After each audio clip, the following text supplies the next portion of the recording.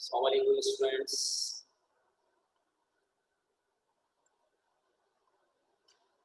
कैसे हैं आप लोग? खैरियत से हैं? आवाज़ आ रही है मेरी? अच्छा जी, स्टूडेंट्स अभी मज़ीद थोड़े से आ रहे हैं तो 2 मिनट का वेट करते हैं और फिर अपना जो लेक्चर है उसका बाकायदा जो है वो आगाज़ करेंगे। ठीक है, तो कल का जो लेक्चर था समझ में आया सबको बेटा? इसके अंदर मैंने आप लोगों को रेट ऑफ डिफ्यूजन निकालना सिखाई थी। सॉरी, डिफ्यूजन थी, हाँ वही थी। नहीं, टेम्परेचर बताई था मैंने आपको, जिसमें centigrade to Fahrenheit, Fahrenheit to Kelvin, है ना? ये तमाम के तमाम कन्वर्सेशन थी और ये मैंने आपको फार्मूलाज लिखवाए थे आपके पास। सही है, जब तक ये स्टूडेंट्स आ रहे हैं, जब तक एक सवाल मैं आपको दे रहा हूँ, ठीक है, और उसको जो है आप करके दिखाइएगा मुझे, ठीक है। उसके बाद फिर क्लास में शुरू कर देंगे। अभी तकरीबन 10 बच्चे आए हैं खाली, तो जब तक के स्टूडेंट्स आ रहे हैं तब तक एक सवाल करिएगा, ठीक है। सवाल लिखो, the normal temperature of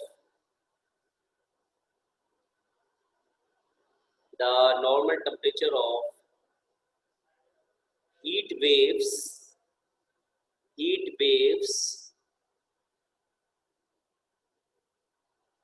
48 degrees centigrade. The normal temperature of heat waves is 48 degree centigrade.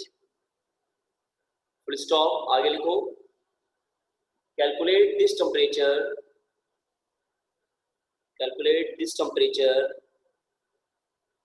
at Fahrenheit and Kelvin scale. Calculate this temperature at Fahrenheit and Kelvin scale. हाँ बेटा, कर लोगे सवाल ये वाला? कर लोगे? ओके, जल्दी से करो शाबाश इसको, और फिर उसके बाद मुझे बताओ करके, तो उसके बाद फिर मैं जो है वो काम को आगे बढ़ा दूँ ताकि बच्चे भी आ जाएंगे। अभी तक 7-8 बच्चे इस वक्त कम आए हुए, तो पहले सवाल कर लो फिर अपन शुरू करते हैं आपके पास काम, ठीक है? सही है बेटा, जल्दी से जो है वो इस सवाल को कर ले शाबाश, जल्दी से कर ले, विद इन 5 मिनट्स में कर लो, जब तक कि मैं वेट कर रहा हूँ आप लोगों को, ठीक है। और फिर आज हमने क्या पढ़ना है? आज हमने पढ़ना है सब्लिमेशन, ऐसा ही है। तो आज हमने इस टॉपिक को डिस्कस करना है। पहले आप सवाल जब तक ही कर लें आप, ठीक है, तो उसके बाद फिर सब्लिमेशन, ठीक है। तो सेंटीग्रेड को आपने फ़ारेनहाइट में भी करना है और केल्विन में भी करना है, ठीक है।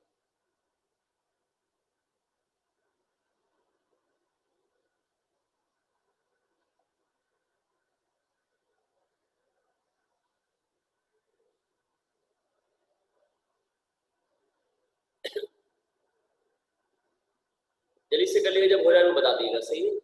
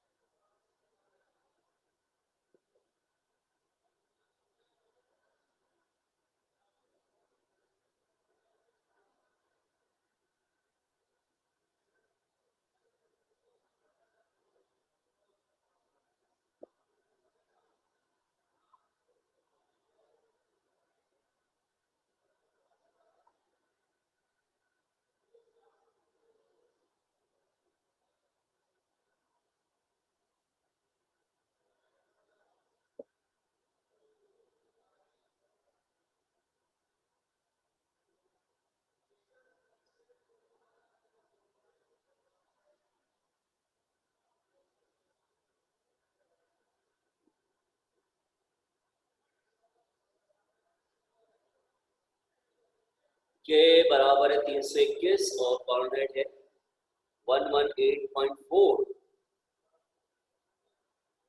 पक्का नहीं कह सकता बेटा। 48 डिग्री को अगर आप केल्विन में करोगे तो 321, 273 में 48 करो 321 आएगा, नहीं ना। 273 में अगर जमा किया आपने 48 को 321 आंसर आ रहा है। चेक करें सारे, देख रहा हूँ 144 केल्विन आ रहा है। ऐसे कैसे यार, 48 मैंने दिया हुआ है और प्लस करना जनाब इसको 273 के अंदर, तो इसका जो आंसर आ रहा है जनाब वो 321 आ रहा है। हाँ जी सही है 321 सही है। Okay okay okay. अच्छा जी मैं देख रहा हूँ ये तो राहिम का है। पहले तो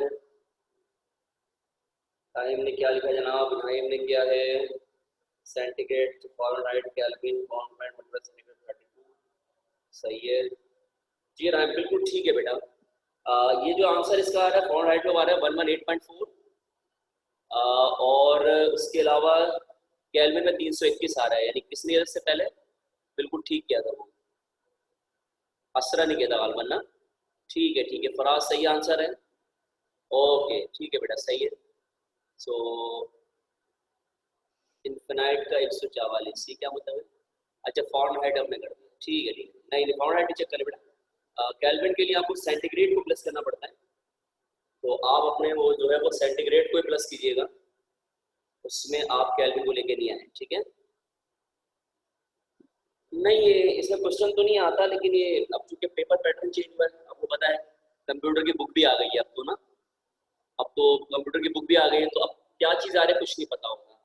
तो जितनी भी बारीकियां हैं जो जो मसले मसाइल हैं सब करवा रहे हैं, आपको सब कुछ बता रहे हैं, कोशिश करके कोई चीज़ ना रह जाए आपके पास। तो ये अभी नहीं काम आ रहा तो आपके वो फिर इसके अंदर भी काम आ जाएगा, ये कन्वर्सेशन जो है ये उसमें भी काम आ जाती है। तो मैंने आपको काम को नॉर्मली करा दिया था बस ऐसे, तो वो आप समझ में आ गया आपको, तो वो बहुत अच्छा हो गया, ठीक है।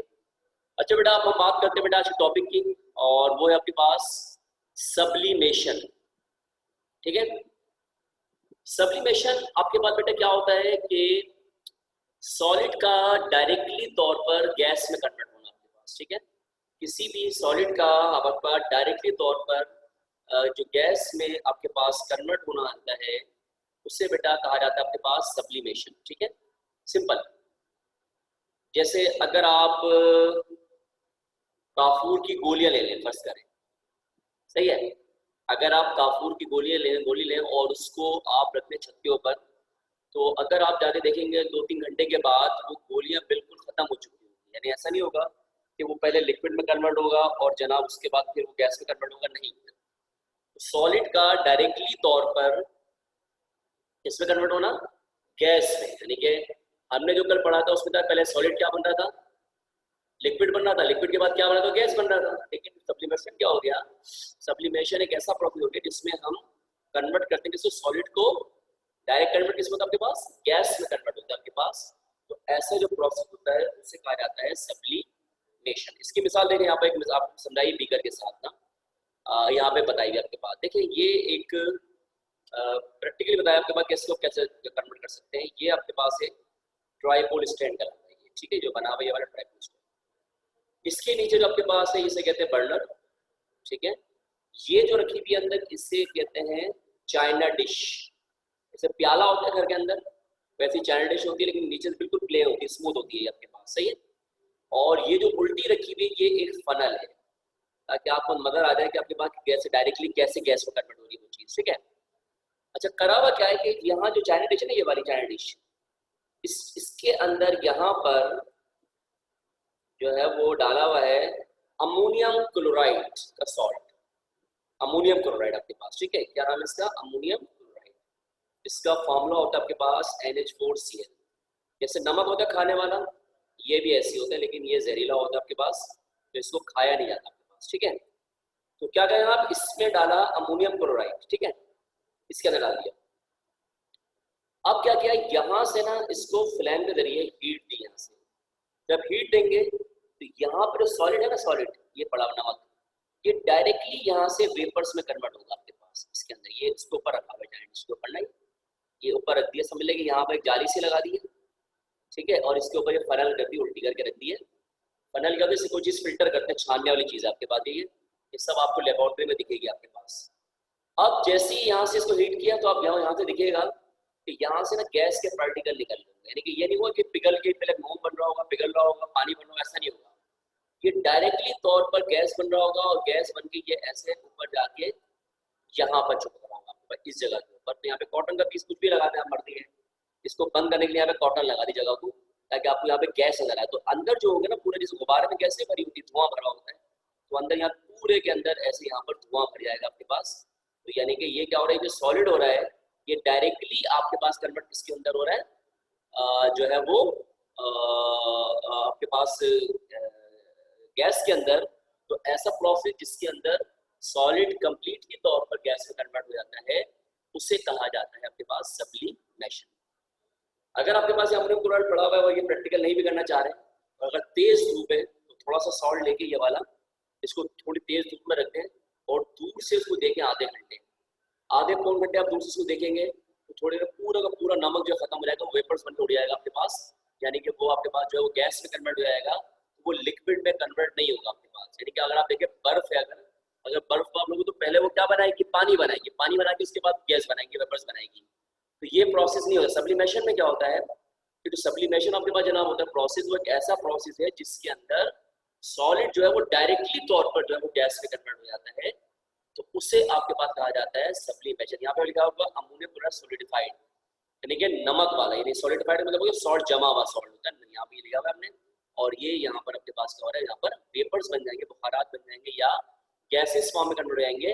और ये लिखा हुआ है इन्वर्टेड फनल, इन्वर्टेड मतलब उसको उल्टा करके रखा हुआ है इसमें, वरना फनल को नॉर्मली हम सीधा करके रखते हैं उठा के, यानी कि ये वाला जो हिस्सा होता है वो नीचे होता है और यहाँ पे फिल्टर रख के उसको छान रहे होते हैं। प्रैक्टिकल नंबर 2 जब आप करेंगे केमिस्ट्री का, तो उसके अंदर फनल वगैरह इस्तेमाल होगी, फनल भी इस्तेमाल होगी, चाइना डिश भी इस्तेमाल होती है, ये ट्राइपॉल स्टैंड भी इस्तेमाल होगा, और ये जो आपके फनल है यानी जो गैस जार जो भी आपके पास समझ लें यहाँ पर बर्नर वगैरह, ये भी आपके पास इस्तेमाल होगा। ठीक है, तो किसी भी सॉलिड का डायरेक्टली तौर पर आपके पास गैस में कन्वर्ट हो जाना आपके बेटा क्या कहलाता है, सब्लिमेशन। ठीक है, तो ये आपको उम्मीद है समझ में आ गया होगा।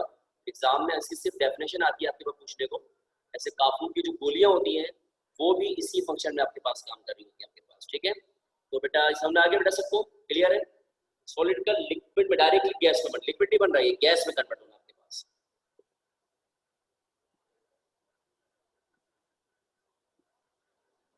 ओके, और बताएं सबको क्लियर है, आसान था ये वाला आपके पास। ठीक है, तो बेटा इसकी जो है आप लोग पिक्चर ले लें शाबाश जल्दी से, इसकी पिक्चर ले लें ताकि आपका एक पिक्चर आपके पास आ जाएगी वाली। ओके ले ली बेटा, ठीक है ठीक है। नहीं बायो के साथ ही केमिस्ट्री में बहुत काम है इसका आपके पास, इसके बगैर प्रैक्टिकली नहीं होता कोई सा भी, अगर देखा जाए तो इसके बगैर प्रैक्टिकली नहीं होता आपके पास। राइट बेटा, ले ली इसकी, चलिए स्लाइड हटा दो आपके पास। ओके, एक होता है आपके पास वेपोराइजेशन। ठीक है, वेपोराइजेशन, ठीक है, किसी सॉलिड का वेपर्स में कन्वर्ट होना, वेपर्स मतलब होता है बुखारात में कन्वर्ट होना, उसे कहा जाता है वेपोराइजेशन। और जब वो बुखारात बन रहे होते हैं तो बुखारात जब वो तेज हो जाते हैं तो बिल्कुल हवा में तहरीर हो जाते हैं, तो उसे कहते हैं एवोप्रेशन।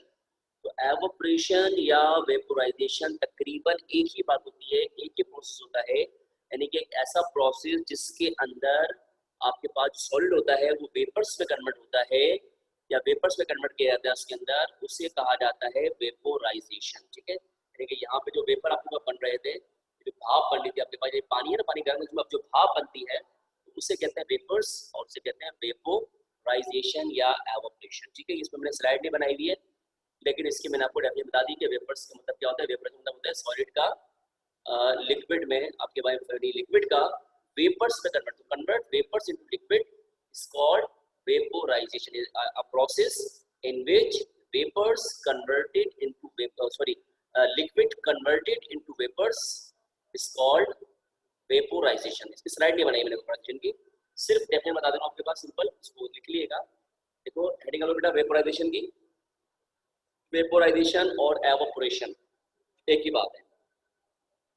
देखो बेटा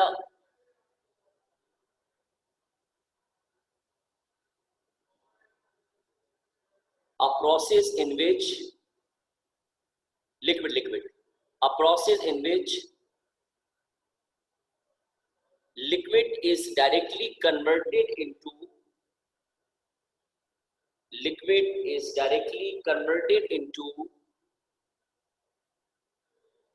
vapors, liquid is directly converted into vapors is called vaporization or evaporation. Is called vaporization or evaporation. एक सेकंड मैं कॉल सुन लूं बेटा, 2 मिनट रुकिएगा बेटा, 2 मिनट के लिए।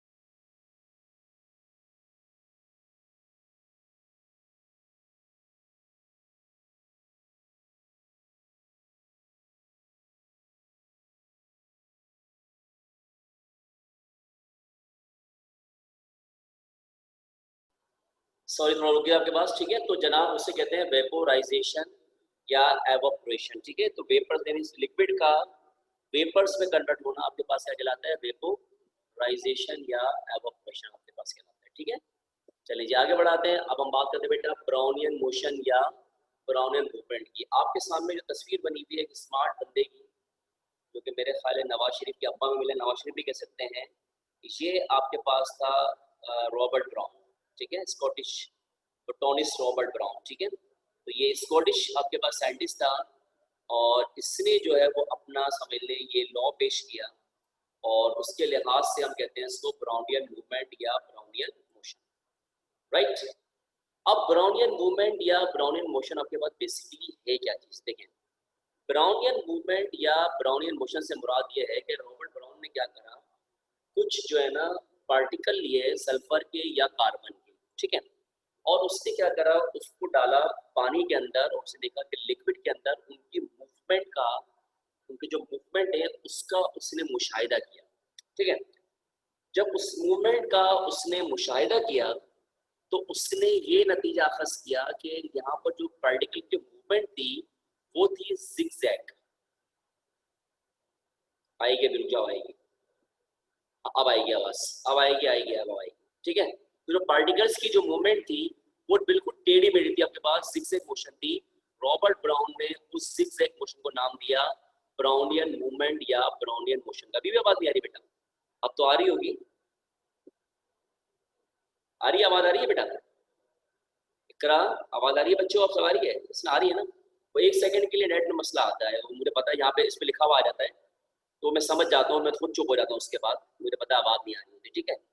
तो कहते हैं रॉबर्ट ब्राउन ने ये कहा कि the zigzag motion of suspended tiny particles is called Brownian movement, ठीक है। क्या अगर ब्राउनियन मूवमेंट आपके पास क्या है, जिगजैग। जिगजैग का मतलब होता है बच्चों टेढ़ी मेढ़ी, यानी कि जिगजैग क्या मतलब होता है आपके पास, एक होता है जिग, ठीक है, अभी भी शुरू किया मैंने, निकाला अभी भी शुरू किया, ठीक है। एक होता है जिग और एक होता है जैग, ठीक है। जिग जैग का मतलब हो गया आपके पास टेढ़ी मेढ़ी हरकत। क्या मतलब होता है टेढ़ी मेढ़ी हरकत? तो कहते हैं the zig zag motion of suspended tiny particles is called Brownian motion या ब्राउनियन मूवमेंट, ठीक है। टाइनी कहते हैं बहुत ज्यादा बारीक पार्टिकल्स को। अच्छा, रॉबर्ट ब्राउन ने करा क्या, रॉबर्ट ब्राउन ने एक लिया बीकर और उसने इस बात को साबित किया। देखिए टेढ़ी तो कैसी क्यों हो रही है आपके पास, यानी कि फर्स्ट टाइम उसने लिया बीकर, ठीक है, कांच का एक ग्लास लिया उसने उठा के और इसके अंदर उसने पार्टिकल डाले, पानी डाला पहले तो, और पानी के अंदर जो है ना यहाँ पर उसने ये वाटर डाला इसके अंदर और यहाँ से ना इसके अंदर इसने सल्फर के पाउडर डाला।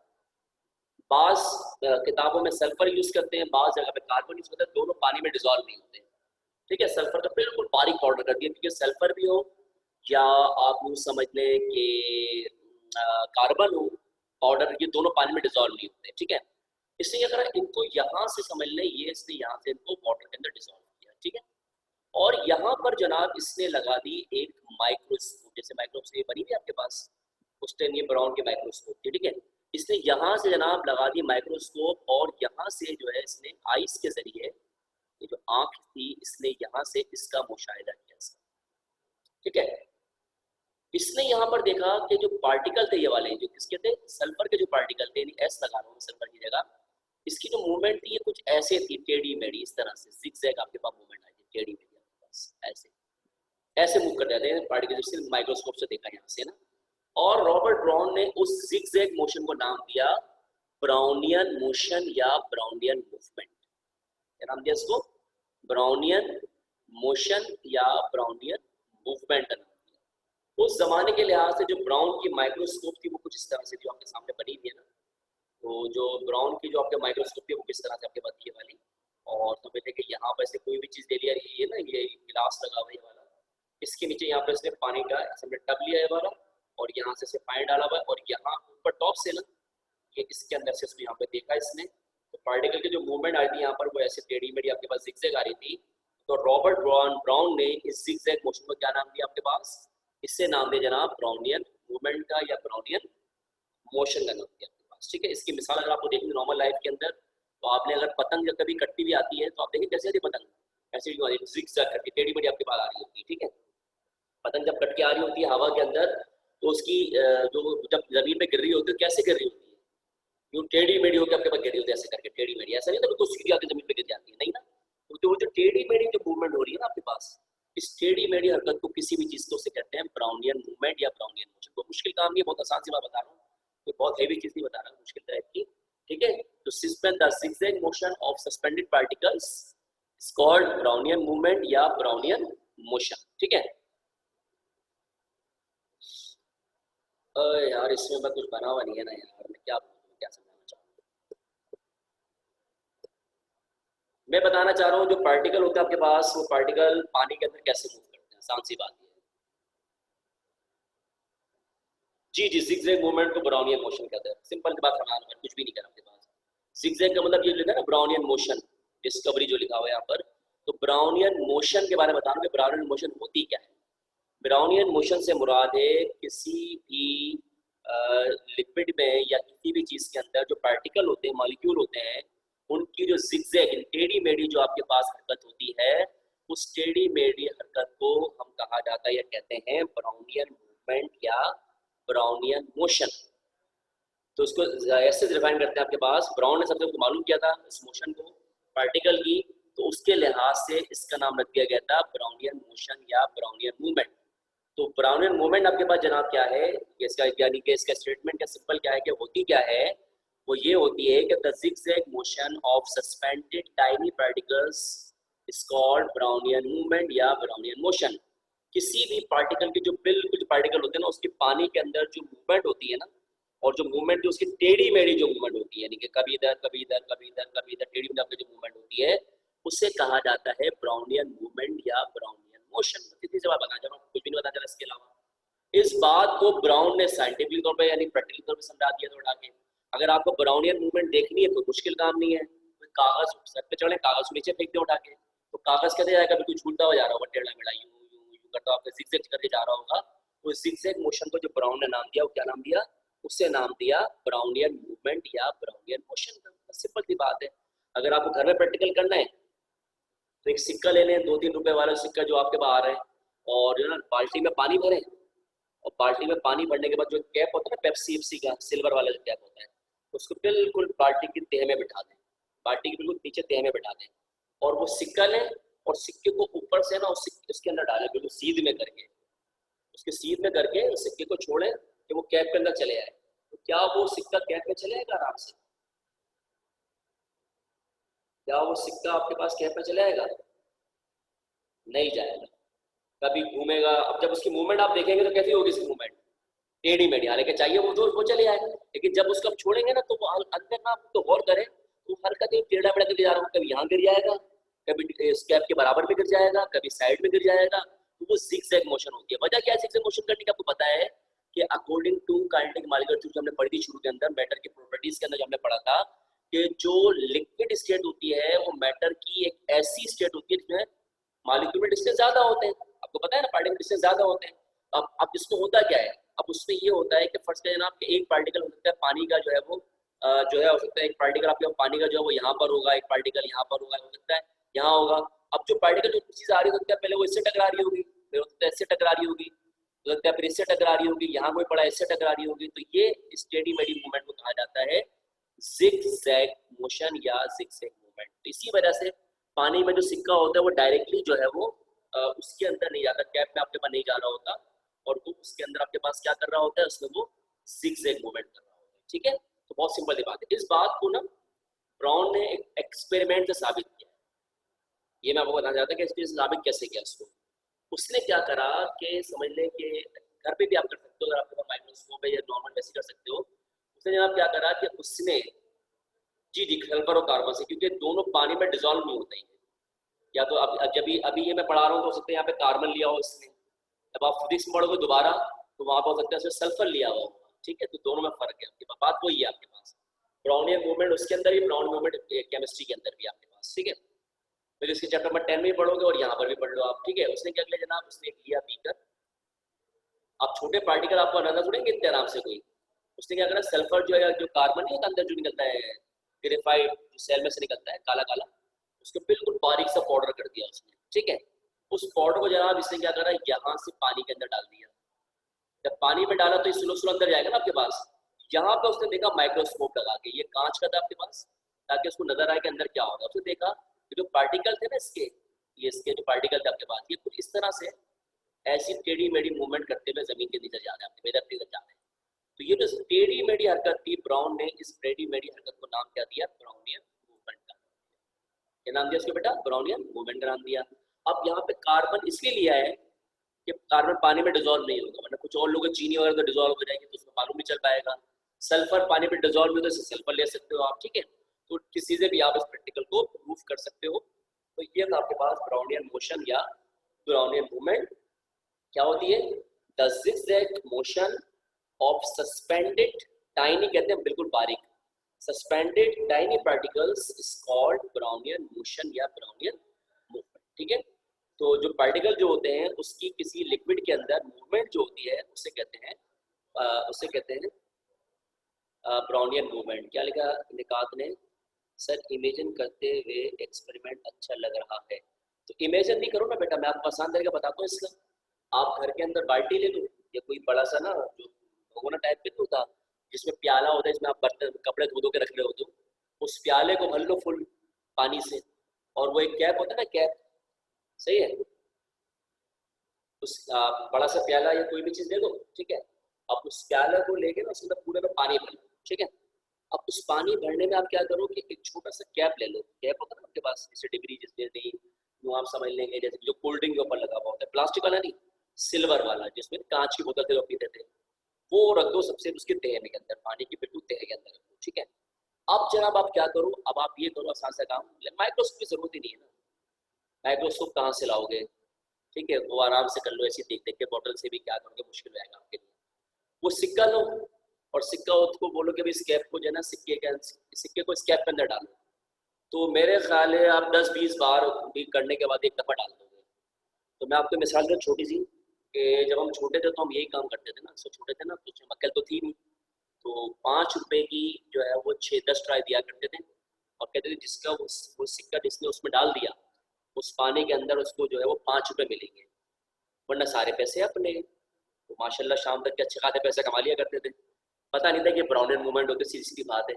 तो काम करें बहुत सारे इस तरह के, तो इसका भी आपने पता था, और ये सारे काम होते थे आपके पास। ठीक है, तो द जिगजैग मोशन होती है, आपका टाइम बढ़ेगा। समझ आ गया बेटा ब्राउनियन मूवमेंट मुश्किल इसके अंदर, आप क्लियर है बेटा, बढ़िया जवाब बोले बच्चे, करना तो पड़ेगा बेटा। यस क्लियर हो गया, ठीक है। अच्छा जी, अब एक काम कीजिए बेटा कि इसकी जो है वो पिक्चर ले लें जरा आप लोग, ये सिर्फ नॉलेज के लिए पिक्चर है आपके पास। ठीक है, कहाँ की तस्वीर लाएंगे, यहाँ से तस्वीर लेना, पहले इसकी पिक्चर लो जरा। हाँ जी ठीक है, क्लियर हो गया, सही है। सर 15 से स्कूल खुल जाएंगे। अब कोचिंग भी इंशाल्लाह, स्कूल खुला कोचिंग का नारा धेमा, कोचिंग भी इंशाल्लाह खुल जाएगा। रिजू देर में आई है क्या? रिजू अब आई है मुझे लग रहा है। रिजा कहाँ है? रिजा लग रहा है देर में आई है आज। ले ली पिक्चर? ओके, तो अब आगे लगा रहा हूँ, फिर आपको एक स्मार्ट बंदे को देखने को मिलेगा इंशाल्लाह, यानी कि मैं दिखूंगा आपको। रॉबर्ट ब्राउन, इसकी भी ले लो बेटा। इसका तारुफ है, ये कुछ याद नहीं करना, सिर्फ देखना है, बड़ी नॉलेज के लिए लिखना है इसको कॉपी के अंदर, ठीक है। तो ये भी ले ली बेटा आप लोगों ने, वेल डन, शाबाश, ठीक है। अच्छा जी, उसके बाद अगली स्लाइड ये वाली, ये ब्राउन की माइक्रोस्कोप है, किसी के बाद भी नहीं होगी, तुम लोग देख लो कैसी होती है। उस जमाने में इसने बनाई होगी ये वाली, बड़ा फारिग आदमी था ये भी। शक्ल तो देख ली, नवाज शरीफ वाली शक्ल है। तुम्हें क्या लगता है कि हो गई या नहीं हुई शादी मेरी? सर फिर बताऊंगी, मेरा नाम निखात, निखात, अच्छा अच्छा अच्छा। तो और हो गई, कौन कह रहा हो गई? आयशा खान कह रही हो गई। अच्छा, नहीं शायद नहीं हुई। कौन कह रहा है? शहबाज हुसैन कह रहा है नहीं हुई। अगर हो गई तो क्या होगा, नहीं हुई तो क्या होगा? हो गई, मुर्तजा को पता है ना। हो गई है भाई, हो गई है, हो गई है, हो गई है, हो गई है। नहीं हुई है निकाह? ऐसा नहीं है। ऐसा नहीं है, हो गई है। हाँ जी। ओ कांग्रेस अब मुबारकबाद दी है, उससे मुबारक नहीं दे रहे थे। तो आज थोड़ी शादी हुई है मेरी, जमानों हो गया शादी हुई। चले आगे बढ़ाते हैं बात तो। और ये तस्वीर उतार ली बेटा सब लोगों ने? अभी कहीं मुबारक दे रहे हो, बुलाया नहीं? रिजा रिजा रिजा को पता है, रिजा को बुलाया था मैंने, है ना रिजा? नहीं बुलाया किसी को। चले आगे बढ़ाता हूँ बात को बेटा। आप लोग ऐसे कीजिए कि फौरन भूखे बन गए, ट्रीट चाहिए फौरन ही, 7 रुपए देने बाजार से मिल जाएगा, ठीक है। चले आगे बढ़ाएं। ब्राउनियन बेटा ऑब्जर्वेशन जो है, इसको इसकी कॉपी लीजिएगा बेटा, कि इसने क्या क्या ऑब्जर्व किया था ब्राउन ने, ठीक है। वो जो एक्सपेरिमेंट है इसका वो समझ लेंगे, आ जाएगा आपके पास, ठीक है, कि ब्राउन ने जो एक्सपेरिमेंट किया था उसमें क्या क्या ऑब्जर्व किया इसने। ले ली बेटा इसकी भी? ओके, ठीक है, गुड। अब जनाब आगे बढ़ाया तो खत्म हो गई स्लाइड। तो खत्म का मतलब तो आप समझ गए कि जो चैप्टर है आपके पास ये भी जो है वो खत्म हो गया होगा, ठीक है। तो अब आप देखें इस चैप्टर में पढ़ा क्या हमने, दोबारा सुनिएगा। और इसमें एक स्लाइड और कम है, वो मैं आपको लिखवा के उसको भी समझा के खत्म कर रहा हूँ। उसके बाद फिर मैं अगली स्लाइड लगाऊंगा आपके पास। छोटा चैप्टर था ये, तो मैंने फिर भी आपको 3 दिन चला दिया, वरना अगर क्लास के अंदर होता तो मेरा ख्याल है एक क्लास में खत्म हो जाता है वाला चैप्टर, इतना छोटा था आपके पास, ठीक है। सबसे पहले हमने मैटर पढ़ा बेटा, आपको क्लियर होगा। फिर जनाब हम आए तो हमने क्या पढ़ा, हमने मैटर की प्रॉपर्टीज पढ़ी, ठीक है। मैटर की प्रॉपर्टीज जनाब पढ़ने के बाद हमने क्या पढ़ा, जनाब आगे आए तो हमने स्टेट्स ऑफ मैटर पढ़ा, उसमें प्रॉपर्टीज सॉलिड लिक्विड और गैसेस पढ़ी। सब क्लियर बेटा? प्रॉपर्टीज ऑफ लिक्विड पढ़ा, प्रॉपर्टीज ऑफ गैसेस पढ़ी। फिर मैंने बताया तीनों में डिफरेंशिएशन अब होता है कैसे हुआ हुआ है, गैस में, लिक्विड में और सॉलिड के अंदर। आसान चैप्टर था बहुत ज़्यादा। फिर कि आप एक स्टेट को दूसरी स्टेट में कन्वर्ट कैसे कर सकते हैं। अगर मैं बोलूँ बेटा कि लिक्विड से गैस के दौरान जो प्रोसेस हो रहा है, इस प्रोसेस को क्या कहते हैं आप, तो मुझे बताएगा, मुझे बताएगा कि लिक्विड से जो गैसेस में आप कन्वर्ट हो रहे हैं, इस प्रोसेस को क्या कहते हैं? हाँ, वेपोराइजेशन या एवोपरेशन कहते हैं आपके पास। और जो सॉलिड से अगर डायरेक्टली जा रहे हैं गैस के अंदर, सॉलिड से डायरेक्ट गैस में जा रहे हैं, उसको क्या कहते हैं? सॉलिड से direct gas, sublimation, yes, well done, शाबाश, ओके। मतलब समझ में आ गया, मैंने हवा में तीर भी चलाया, समझ में आ गया काम, गुड, ठीक है, ओके, शुक्रिया शुक्रिया, सही है। चलें जी आगे बढ़ाया, तो ये भी आपको बताइए, इसका तस्वीर देखिए, ये भी हो गया। मेल्टिंग पॉइंट की डब्बे बताइए आपके पास, ठीक है, ये भी आपको क्लियर हो गया था। बॉइलिंग पॉइंट बताया, ये भी आपको जनाब क्लियर हो गया था। इफेक्ट बताया टेम्परेचर मॉलिक्यूल के लिहाज से। फिर आपको सप्लीमेशन बताया विद एक्सपेरिमेंट के साथ। सर मुझे वो जो सिंडिकेट फार्माल्डिहाइड का वाला था थोड़ा समझ में नहीं आया, प्लीज आप थोड़ा सा बता दें फिर से। चलो बता देंगे, कभी दोबारा मौका आएगा बता देंगे, मसला नहीं है, दोबारा आगे मौका भी आ जाएगा। वो तो खैर मैंने आपको ऐसी एक नॉलेज के लिए बताया था, कुछ भी नहीं था इसके अलावा, ठीक है, परेशान, उसका भी मौका आएगा दोबारा बता देंगे, कोई मसला नहीं, ठीक है, don't worry. Don't take any tension, ठीक है। सब्लिमेशन ये सबसे पहले यही तो पढ़ा है मैंने आगे ही, सॉलिड का डायरेक्टली कन्वर्ट होना किसके अंदर, गैस के अंदर, उसके अंदर सब्लिमेशन। जब कोई मरेगा ना उसको काफूर जो मिलाते हैं तो डायरेक्टली गैस कन्वर्ट हो रही होती है ना, हवा में खुशबू आ रही होती है, ऐसे नहीं तो काफूर की जो गोलियां होती है पानी मिले तो काफूर लगाते हैं मुर्दे के ऊपर, ठीक है। उसके बाद जनाब आप आपके पास ब्राउनिंग मूवमेंट पे आ गए, वो पढ़ाया आपको, ठीक है। और उसकी तारीफ करके बता दें जिगजैग मोशन, कहानी दिखाई इसकी, और इस तरह आपके पास ये चैप्टर जो है वो जी जी आप कटी है, अब दोबारा आ जाएगी, मुझे पता है कट रही, मुझे पता है आवाज़ कट रही है, अभी आ जाएगी, रुक जाओ, अब आ जाएगी आवाज़ सही आपके पास, ठीक है। हाँ, हेडिंग डालिएगा अगर आपने कॉपी के अंदर, अपनी कॉपी में हेडिंग डालेगा ग्राम्स लॉ ऑफ डिफ्यूजन। छुट्टी नहीं है क्योंकि चैप्टर अगला शुरू करना था, ये तो कल की स्लाइड होनी थी, मैंने उसको लेट कर दिया थोड़ा सा आपके पास। हेडिंग डालेगा बेटा grams law of diffusion, attendance बहुत टाइम है अभी, 3:30 ही बजे अभी। Grams law of diffusion heading डाल दिया, अभी चैप्टर खत्म ही हुआ पूरा, ये टॉपिक बाकी है आपके पास। ये जब चैप्टर क्लास 4 बनेंगे, जब चैप्टर खत्म होगा ये वाला, वो स्लाइड उसकी बनी भी नहीं थी तो मैं आपको ऐसे समझा दे रहा हूँ उसको, ठीक है। डाल दिया बेटा ग्राम्स लॉ ऑफ डिफ्यूजन भी, बेटा इसका नीचे लाइन से ग्राम्स नहीं ग्राहम्स, GARAH पोस्टोफी GRH के बाद M पोस्टोफी S, grams law of diffusion, ठीक है। Okay, grams law of diffusion, ठीक है बेटा। लिखो बेटा इसका स्टेटमेंट बनी जाती, लिखो लिखो बेटा according two grams law of diffusion, according to Graham's law of diffusion,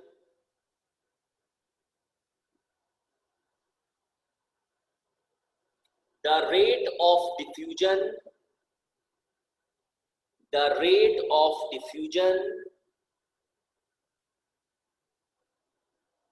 of any two gases, the rate of diffusion of any two gases is inversely proportional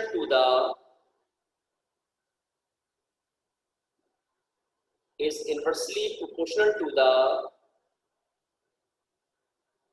square root of density.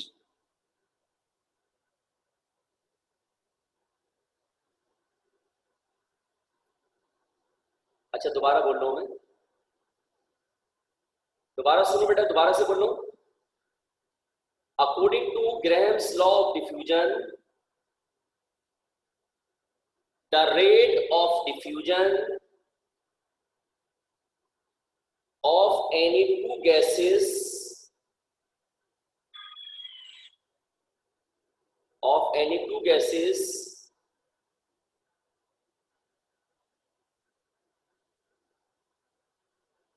is inversely proportional to the inversely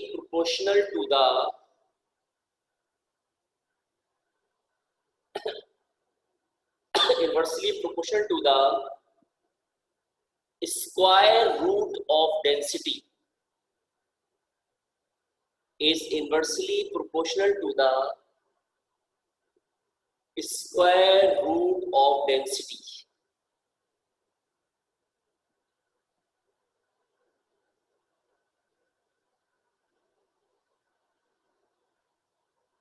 अच्छा जी, मैंने यहां पर inverse नहीं inversely INVERSELY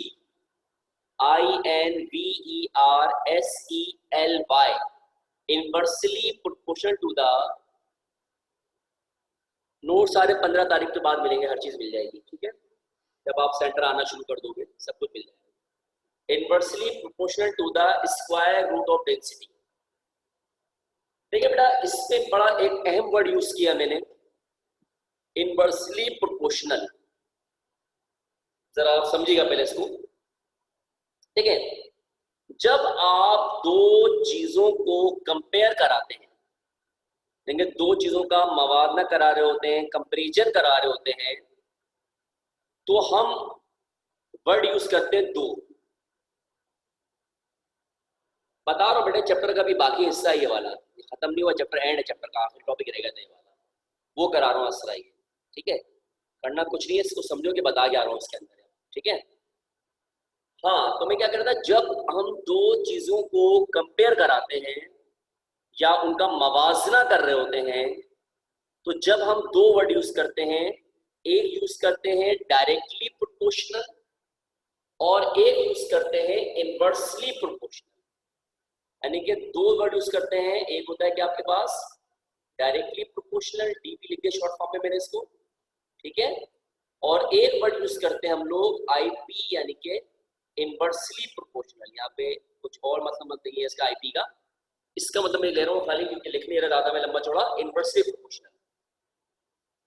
और ये जो निशान होता है, ये निशान यूज होता है दोनों के लिए, चाहे डायरेक्टली प्रोपोर्शनल हो या इनवर्सली प्रोपोर्शनल हो। अब दो चीजें अगर मैं कंपेयर कराऊंगा तो कंपैरिजन करने के लिए मैं ये सिंबल यूज करूंगा। कोई भी दो चीजें फर्ज करें, कोई भी एक चीज ए है और एक चीज फर्ज करें मेरे पास बी है। अब अगर मैं इनको कंपेयर कराऊंगा, जी जी जी फिजिक्स में भी है ये, अगर मैं कोई कंपेयर कराऊंगा तो इनके लिए मैं यूज करूंगा ये निशान, इसे कहते हैं प्रोपोर्शनलिटी। ठीक है, अच्छा अब डायरेक्टली प्रोपोर्शनल का मतलब आपके पास बेटे क्या होता है? डायरेक्टली प्रोपोर्शनल का मतलब ये होता है कि फर्ज करें मैं ये ए और बी में कंपैरिजन करा रहा हूं, तो इसका मतलब ये होता है कि अगर मैं ए की मिकदार बढ़ाऊं और उसके साथ बी की मिकदार भी बढ़े, यानी कि एक की क्वांटिटी यानी मिकदार अगर मैं बढ़ा रहा हूं, साथ साथ दूसरी की क्वांटिटी या मिकदार भी बढ़ती है, तो उसे कहा जाता है डायरेक्टली प्रोपोर्शनल। क्या कहते हैं बेटा उसको? Directly proportional. ठीक है, लेकिन अगर मैं एक चीज की क्वांटिटी बढ़ाऊं और उसके साथ इक्वल, बिल्कुल, और उसके साथ दूसरी क्वांटिटी आपके पास कम हो जाए, यानी कि एक ज्यादा दूसरा कम, ठीक है, तो उसे कहते हैं इनवर्सली प्रोपोर्शनल। क्या कहते हैं? Inversely proportional. मिसाल के तौर पर अगर मैं शॉपकीपर के पास गया और मैंने कहा जी मुझे 1 किलो चावल दे दे, अब दोनों पलड़े अगर बराबर है, 1 किलो चावल है, यानी कि बट्टा रखा हुआ 1 किलो में और उसने 1 किलो चावल तोल दिए, तो वो बराबर हो गए, this is called directly proportional. ठीक है, लेकिन अगर वो चावल 1 किलो का मुझे आधा किलो दे रहा है 1 किलो बट्टे में रखकर, उसे कहते हैं इनवर्सली प्रोपोर्शनल। यानी कि अगर फर्ज करें ये ए और बी है, अगर इसकी मिकदार 100 है, ये भी 100 है, तो ये कहलाता है डायरेक्टली प्रोपोर्शनल। ठीक है, अगर ये 50 है, ये भी 50 है, तो मतलब डायरेक्टली प्रोपोर्शनल। लेकिन अगर ये 100 है और ये 50 है, आधा, तो इसे कहते हैं हम लोग इनवर्सली प्रोपोर्शनल। क्या कहते हैं बेटा इसको? Inversely proportional. और ये निशान उस वक्त यूज करते हैं जब आप दो चीजों को कंपेयर करा। ये बात तो क्लियर हो गई सबको कि डायरेक्टली क्या होता है और इनवर्सली क्या होता है। ठीक, ओके। रेट ऑफ डिफ्यूजन जो होता है, यानी कि रेट का मतलब होता है, मैंने बताया था आपको रफ्तार, डिफ्यूजन मतलब रेट ऑफ, रेट मतलब स्पीड, दो चीजों के मिलने की जो रफ्तार होती है उसे कहते हैं रेट ऑफ डिफ्यूजन। क्या कहते हैं बेटा इसको?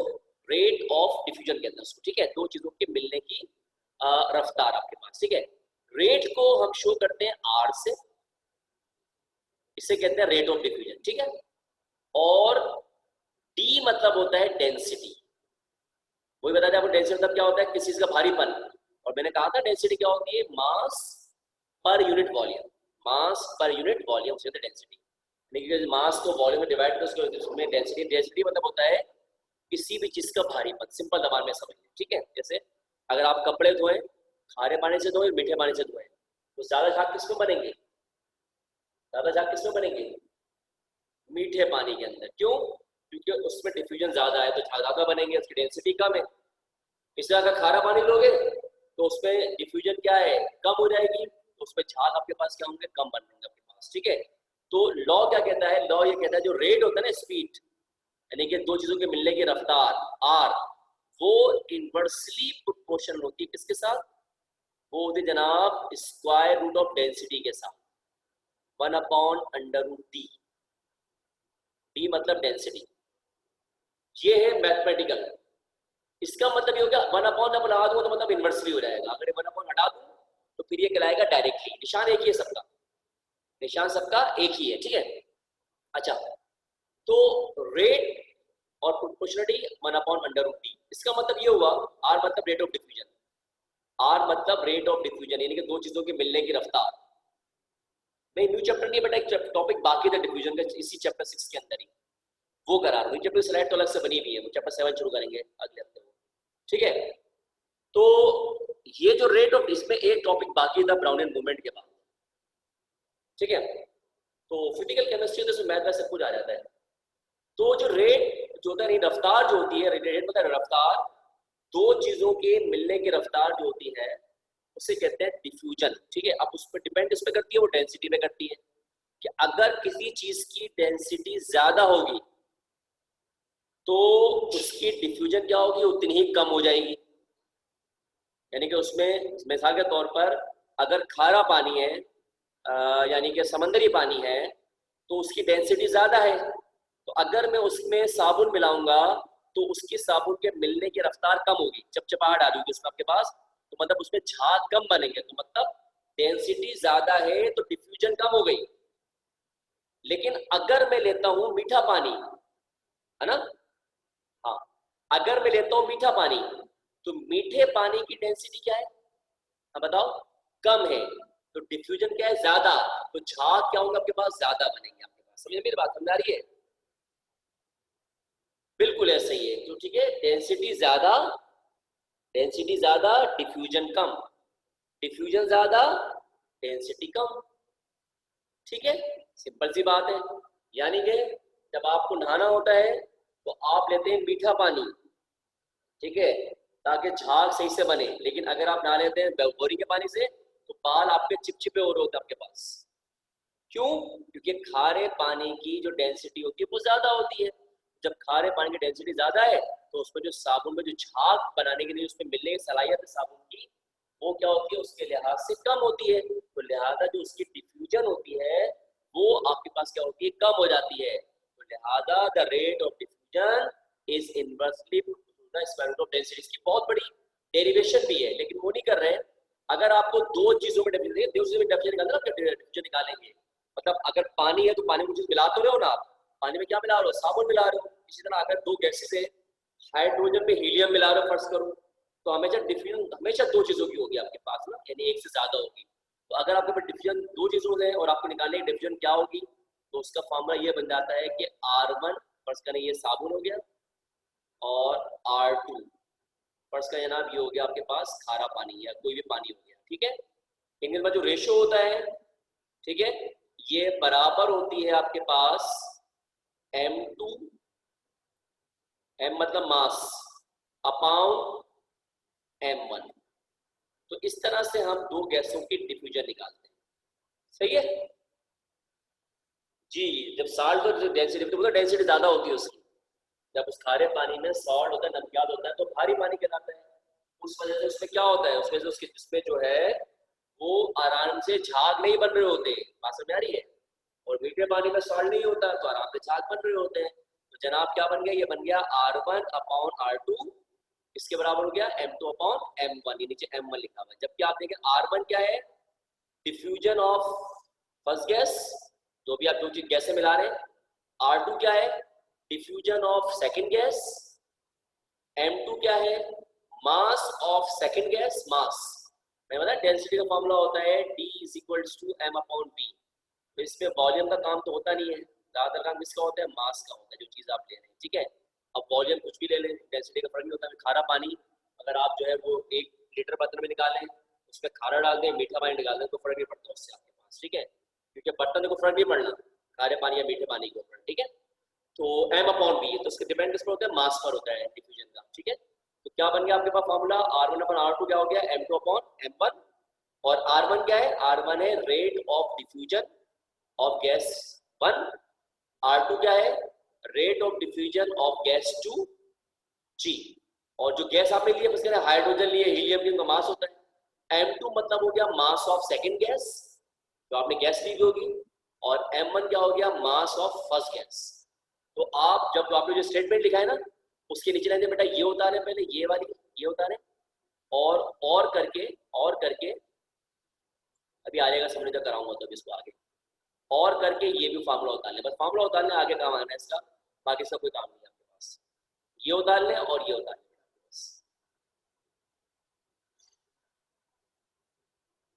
सर अगर हमें बोला जाए कि H2O, हाँ जी बिल्कुल बिल्कुल, मैं आपको निकाल के दिखा दूंगा आपके पास, वो भी निकाल के सिखा देंगे। चलो हालांकि आपका भी काम नहीं है, लेकिन आपको वो भी सिखा देंगे कि कौन सी गैस ज़्यादा डिफ्यूज करती है। बिल्कुल सही, अभी निकाल देते हैं उसको, कोई इशू नहीं। जब भी तो फॉर्मूला लिखा है वाला मैंने, R1/R2 बराबर है M2/M1। ये क्या है, ये जब ये इस्तेमाल करते हैं जब आप दो गैसों को डिफ्यूज कर रहे होते हैं। एग्जाम में सिर्फ इसका लॉ लिखने को आता है बस। लॉ क्या होता है, the rate of diffusion is inversely proportional to the square root of density, बस। और उसके बाद ये दो लाइनें लिख दो, एक ये लिख दो और करके एक ये लिख दो, बस ये फॉर्मूला लिख दो, आपका लॉ खत्म हो जाएगा बस ये, ठीक है। लेकिन अब मैं आपको सिखा दूं क्वेश्चन कि आप किसी दो गैसेस के दरमियान मिलने की रफ्तार या डिफ्यूजन को आप कैसे मालूम कर सकते हो, वो भी आप दिखा सकते हैं। ओके कोई इशू नहीं, अभी कर देते हैं इसको भी, कि इसमें आप डिफ्यूजन कैसे निकालेंगे। चलो अच्छा, अगर आ गए तो मजे वाली बात हो जाएगी। चलिए मैं इसका एक न्यूमेरिकल और हो जाएगा, लेकिन मुझे तो मजा आता है न्यूमेरिकल कराने के अंदर, कि अब आप दो गैसों में रेट ऑफ, इसमें सवाल पूछ रही है, सवाल आया था 2019 में कि हाइड्रोजन और मीथेन में बताइए कि कौन सी गैस ज्यादा तेजी से डिफ्यूज करती है, ठीक है। तो वो कोई मसला नहीं है, हाँ बता दूंगा, कोई इशू नहीं है, उसको मैं अगले हफ्ते में बता दूंगा, उसका मसला नहीं है कोई। पहले इसको देख लो उतार के, पहले बता रहा हूँ उसमें लिखना और भी कुछ है। हाँ कल ही करा दूंगा, इसमें लिखना है ये करने के बाद। ये उतार लिया पूरा ये वाला, उसके बाद नीचे लाइन से लिखिएगा ऐसे करके, वेयर डालना, वेयर वेयर लिख के फिर ऐसे लिखना नीचे लाइन से, R1 इज इक्वल टू, ये ऐसे करके ना आगे लिखना इसके रेट ऑफ डिफ्यूजन गैस 1। ये लिख लिया, ये कर लिखो, ये लिख लिया आपने, समझने की जरूरत नहीं, न्यूमेरिकल में काम आएगा बस ये, ठीक है। ये लिखा, ये लिख लिया, एक कुछ फार्मूला लिख लिया। अब बता रहा हूँ कि R1 क्या है, R2 क्या है, M2 क्या है, M1 क्या है। अब वो लिखो यहाँ पर नीचे लाइन से, नीचे लाइन लिखो, R1 is equal to rate of diffusion of gas 1। R1 क्या लिखना है, R1 बराबर है रेट ऑफ डिफ्यूजन गैस 1। इसी तरह इसकी नीचे लाइन से लिखो R2 इज इक्वल टू, क्या लिखोगे इसके आगे, rate of diffusion of gas 2। R2 is equal to क्या होगा, rate of diffusion of gas 2। अब उसके नीचे लिखेंगे M1, लिखो M1 is equal to mass of gas 1, यानी कि वही नीचे लाइन से M1 is equal to mass of gas 1। इसी तरह तो M2 लिखो, M2 is equal to mass of gas 2।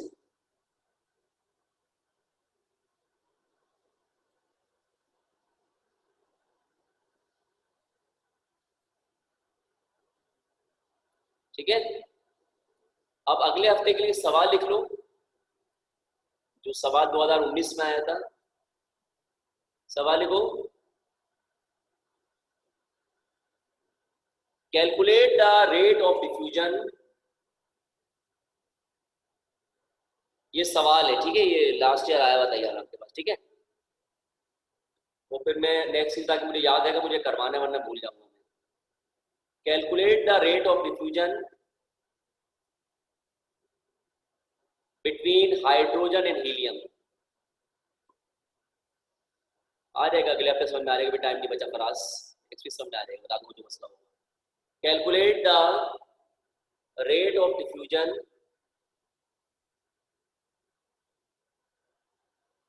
लिखो बेटा, calculate the rate of diffusion between hydrogen and helium. अब यूं समझ लें कि अब हमने ये तो कुछ नहीं करना, ये फॉर्मूला अप्लाई करना है, बीच वाला ये वाला, ये फॉर्मूला अप्लाई करना है, और बताऊंगा ये इस्तेमाल कैसे होता है आपके पास, ये क्या चीज़ है आपके पास, ठीक है। और ये हमने क्या करना जनाब, इसके दरमियान रेट ऑफ डिफ्यूजन निकालनी है, ठीक है। Calculate the rate of diffusion between hydrogen and helium, ठीक है। तो अटेंडेंस बता दीजिएगा मुझे। अरहम आया बेटा, असरा, आयशा, फरास, फरास, फातिमा, इकरा फातिमा, महाद नफीस, मोहम्मद मुर्तजा, निकात फातिमा, रिजा फैसल, शहबाज हुसैन, सैयद राहिम अली, वजिया जवाद, वजिया है, वजिया जवाद और जैनब फातिमा। जैनब फातिमा आएंगी, ठीक है जी। नेक्स्ट वीक इसको दोबारा कंटिन्यू कर लेंगे ये से, ठीक है। स्लाइड चेंज लगी हुई होगी लेकिन कंटिन्यू करेंगे लेफ्ट है, और स्लाइड आपके पास दूसरी लगी हुई होगी, मतलब चैप्टर 7 की लगी होगी, लेकिन मैं चैप्टर 6 से काम ये बाकी करा के और फिर अगले हफ्ते में इंशाल्लाह ताला चैप्टर 7। आज इंग्लिश क्यों होगी बेटा, आज बुध बच्चे, ठीक है। अल्लाह हाफिज, अपना ख्याल रखिएगा। अस्सलाम वालेकुम व रहमतुल्लाहि व बरकातहू।